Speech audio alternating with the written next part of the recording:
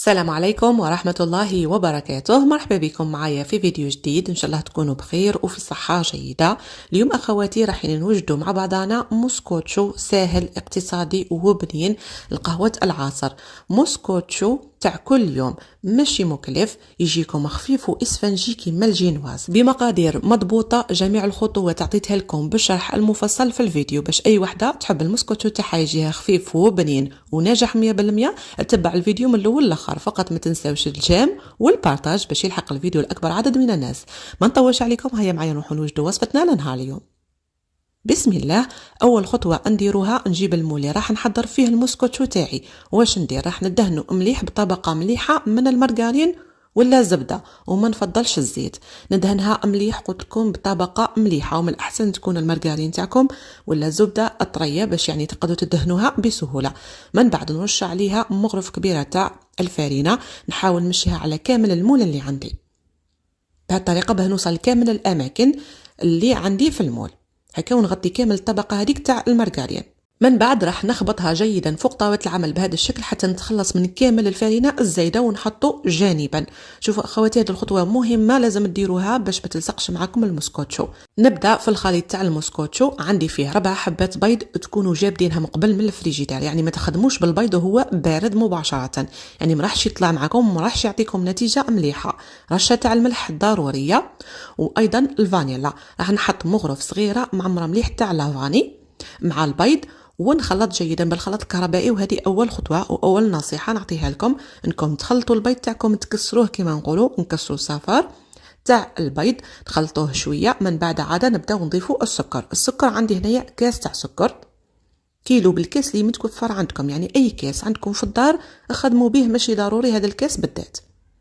نضيف السكر تدريجيا ونخلط في نفس الوقت حتى نفض كمية السكر، يعني هكا ندخل السكر على البيض غير بشوية، ما نحطوش دفعة واحدة.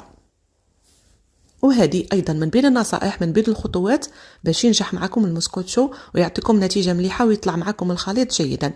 نبقى نخلط مليح على درجة تكون عالية حتى يتبدل اللون تاع الخليط نتاعي ويتضاعف الحجم تاعو. في هذاك الوقت نضيف تدريجيا كاس غير ربع تاع الزيت، يعني نضيفوه بشويه مع الخلط كالعاده حتى نفض كامل كميه الزيت. وهذا هو السر اللي يخلي الموسكوتشو تاعكم ما يجيش مكبد، ما يجيش ثقيل ومزيت لداخل البنات. من بعد كي يطيب، إذا من بين الخطوات الأساسية هي إضافة الزيت غير بشوية. من بعد ينفض كمية الزيت، نزيد نخلط شوية بالخلط الكهربائي مدة هكا ثواني فقط قبل ما نضيف الحليب. الحليب نفس كمية الزيت اللي هو كاس غير ربع. وهنا الحليب ما يهمش، نقص فقط للخلاط الكهربائي السرعة ونضيف الحليب تاعي، نضيفوه دفعة واحدة بهذا الشكل. من بعد نزيد نستمر في الخلط، نبقى نخلط شوية حتى يديروا معايا هذا الفقاعات. شوفوا اخواتي، من بعد راح نتوقف هنا. الخلاط الكهربائي خلاص ما نبقاش ندير به، نضيف قشور حبة تاع الليمون، ونضيف ايضا هنايا الفارينة والخميرة. عندي بالنسبة للفارينة 2 كيسان وربع بالضبط البنات، ما تزيدوا ما تنقصوا في هذه الكمية. وعندي 2 اكياس خميرة كيميائية. دايما هاد المواد الجافة نغربلوهم. من بين النصائح تاني مهمة جدا باش تجي الفارينة خفيفة على الخليط تاعكم، ما تهبطلكمش الهواء اللي دخلتيه على البيض، وتاني تجي الموسكوتشو تاعكم مهوية. يعني كامل الأسرار وكامل النصائح راهم داخلين في نجاح الوصفة، فتبعوا الفيديو من الأول للآخر هكا لا باش تطبقوا الوصفة كيما عطيتها لكم وتنجح معكم، تجيكم من أروع ما يكون.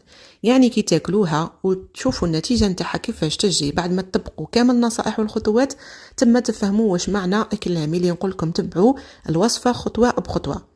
هنا ضفت 2 كيسان تاع فارينة، دوك نضيف ربع كاس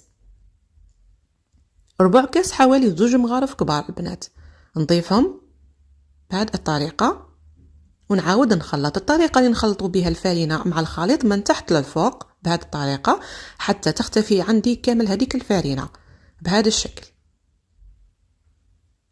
وانا نفضل الفوي خير من سباتول في هذه المرحلة. نتحصل على هذا الخليط يكون القوام تاعو ماشي ثقيل، وفي الاخير عصره تاع ليمون، يعني مغرف كبيره تاع عصير ليمون، ولا اللي ما عندهاش تقدر تبدلها بمغرف كبيره تاع الخل. وهذا بالذات راح يخلي الخميره تاعكم تتفاعل، يعني القاص مع الخميره يتفاعلوا يعطيونا خفه اكثر للموسكوتشو تاعنا. نخلط تخليطه خفيفه تحصل على هذا القوام. اصلا نتوما مع تضيفوا القارص ولا الخل راح تلاحظوا بلي الخليط تاعكم بدا يتفاعل وبدا يخفف معاكم. في هذاك الوقت نجيب المول وراح نفرغ فيه كامل الخليط اللي عندي بهذه الطريقه. وهنا الفرن تاعي راني شعلته قبل ما نبدا نخلط البنات الخليط تاع المسكوتشو، يعني شعلته بقبل ربع ساعه هكاك، نخليه يسخن على 170 درجه، يسخن جيدا الوقت اللي نحضر فيه انايا المسكوتشو. من بعد ما نحط الخليط في المول نتاعي، خطوه مهمه لازم نديرها، نجيب عود تاع شواء ولا موس وندير هذه الحركه باش نحي كامل الفقاعات تاع الهواء اللي تكون في الخليط، باش من بعد كي طيبوا المسكوتشو تاعكم ما يجيكمش لداخل فيه فراغات تاع الهواء. وندخلها الطيب كما قلنا على 170 درجه، نخليها حتى يضاعف الحجم تاعها وتنتفخ، حتى كما تشوفوا تتشقق معنا من فوق، نخليوها حتى تنشف تماما، حتى اذا حاولتيو يعني تمسوها بالاصبع تاعكم من فوق تلقاوها ناشفه كامله، يعني ما بتلقاوهاش ما زالت لزيجه. في هذاك الوقت تشعلوا لها من فوق وتخليوها تاخذ اللون الذهبي وتخرجوها. شوفوا اخواتي النتيجه اللي نتحصلوا عليها هنا، فقط كي تخرجوها من الفرن تاكدوا باللي ما راهيش لاصقه في المول، من بعد تقلبوها فوق مشبك من الاحسن وتخليوها تبرد معكم تماما. ويعني اللي خافت تكون المسكوتشو تاعها لاصقه في المول، واش دير؟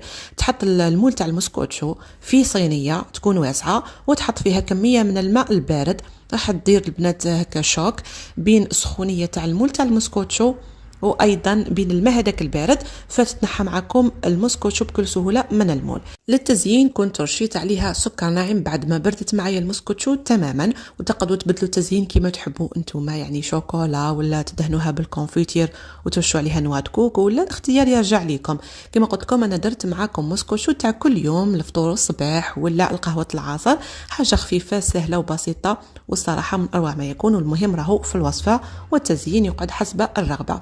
شوفوا اخواتي الشكل النهائي المسكوتشو تاعنا لنهار اليوم كيفاش تجيكم، من اروع ما يكون. شوفوا سهله، ما تتفتت معكم ما والو، مقادير مضبوطه، تجيكم بنينه بنكهه الليمون روعه. وزياده على هذا يعني تجيكم اخف من الريشه. نقسم معكم، شوفوا اخواتي من اروع ما يكون، يعني غير بيديكم تقسموها تجي هايله بزاف. ننصحكم يعني تجربوها خصوصا في هذه الفترة تاع الامتحانات، يعني القهوة العصر بزاف مليحة خصوصا الأولاد مع الامتحانات، وحاجة سهلة ما تاخدش منكم الوقت بزاف. في الأخير نتمنى تعجبكم وصفتنا لنهار اليوم. إذا عجبتكم ولا جربتيوها ما تنسوش ترجعوا التعليقات وتشاركونا رايكم في وصفتنا لنهار اليوم. تاني ما تنسوليش الجيم والبارتاج الفيديو، حاجة مهمة باش يطلع الفيديو في محرك البحث على يوتيوب ويلحق الأكبر عدد من الناس يستفادوا من الوصفة، وربما تعجبهم القناة وينضموا ليها. أنا نتلاقى معكم في فيديو